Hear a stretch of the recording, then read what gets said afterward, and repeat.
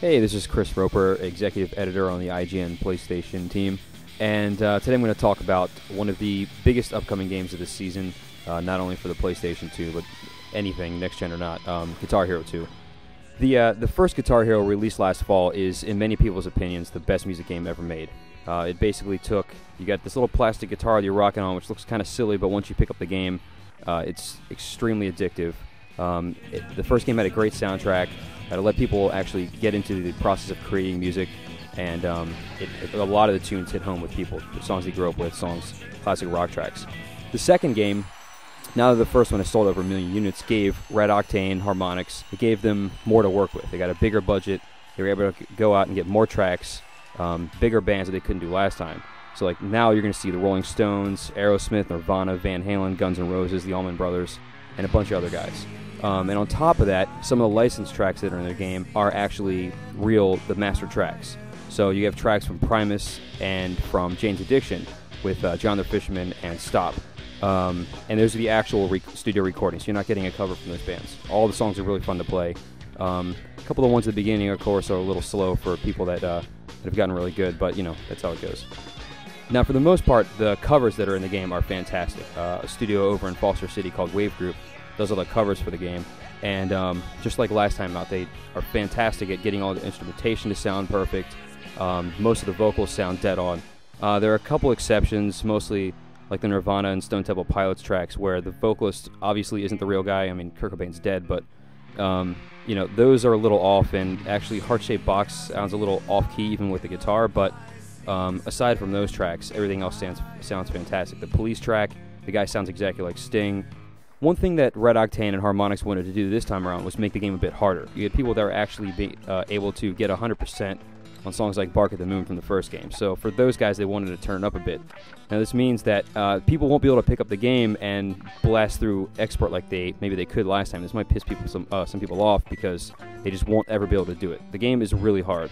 And it's not that the solos are crazier, because I mean you don't get much harder than what you saw in Bark at the Moon, but there are tracks that start out with basically what amounts to a solo, so you can't even get into the point where you can get star power and work through those.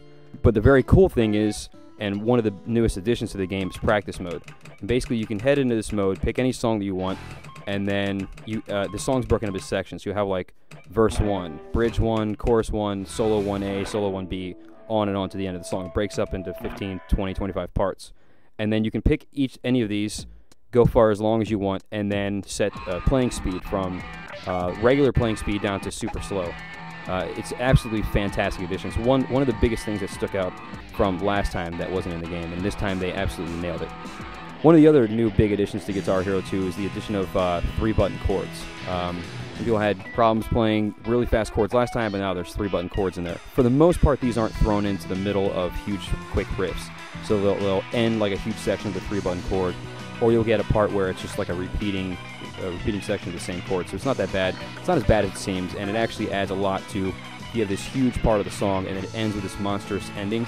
You throw in one of those 3-button chords, and it feels like you actually nailed it. One of the coolest things about Guitar Hero is being able to play with your friend. And in Guitar Hero 2, they've added a co-op mode, whereas last time face-off mode means that you switch back and forth between parts of the song. Co-op has you both playing the entire song all the way through, but on different instruments.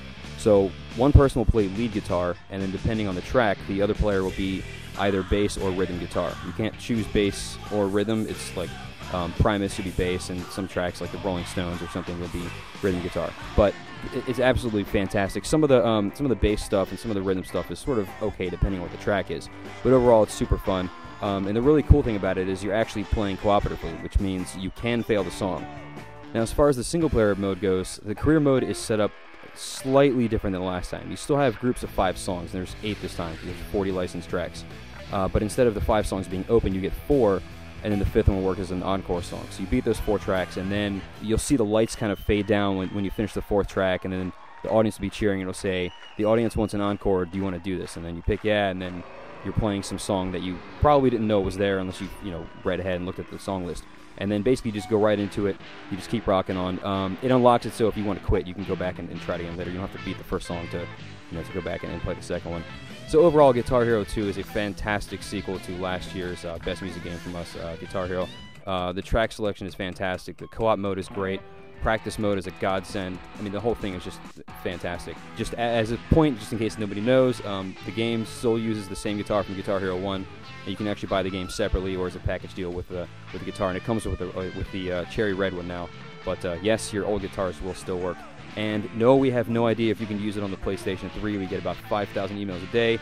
We're going to see what happens. Hopefully it will work there. But yeah, no matter what, I mean, if you haven't played your PS2 in a long time, dust it off, because this is the game to get for it. It probably is the best music game of all time.